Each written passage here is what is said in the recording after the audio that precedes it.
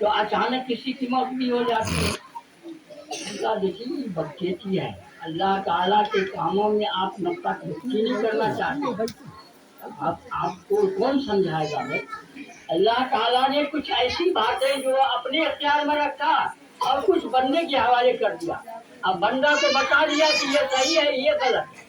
اب بندہ اس کو صحیح کو مان لے تو صحیح راستہ پر جائے گا, غلط کو مان لے تو غلط راستہ پر چلے گا.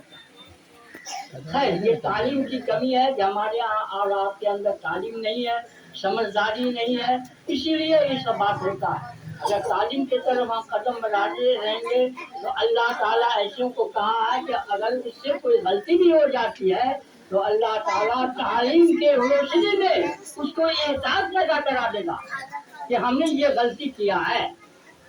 تو یہ تعلیم کی بزرگی ہے, یہ انسان کی بزرگی نہیں. اگر آپ کے اندر تعلیم نہیں ہے تو بڑا سے بڑا بھی گناہ آپ کرتے ہیں تو پھر آپ کو احساس نہیں ہوتا. اگر آپ کے اندر تعلیم ہوتا تو ایک معمولی گناہ کو بھی آپ گناہ سمجھ کے چھوڑ دیتے ہیں. اور اگر آپ کے اندر تعلیم نہیں ہے, سمجھداری نہیں ہے, جانکاری نہیں ہے تو بڑا سے بڑا گناہ کو لاپرواہی کے ساتھ کرتے ہیں اور احساس نہیں ہوتا. اسی لیے میں محترم طالب اپنے بال بچوں ہمارا اور آپ کا نسل تو جو ہوا سو ہوا, اب آنے والی نسل کو سدھارے. یہ بچے جو ہے وہ تو آپ لوگوں سے چھپی ہوئی بات نہیں ہے. تعلیم پر ہم نے مولانا ریاض صاحب کو ہر طرح کا چھوٹ دے دیا ہے.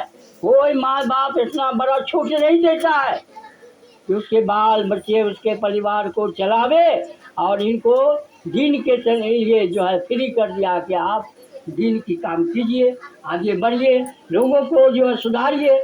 تو یہ اللہ تعالیٰ کا توفیق ہوتا ہے کہ ہر ماں باپ کو اتنا بڑا توفیق نہیں ہوتا کہ سب اپنے بیٹا بیٹی کو جو ہے فری کر دے کہ تم دین کے کام میں فری رہو, ہم تمہارا کھانا گھر کا جوڑتے رہیں. نہیں, کوئی تو اللہ تعالیٰ توفیق دیتا ہے. تو اللہ تعالیٰ اگر توفیق دیتا ہے تو اللہ تعالیٰ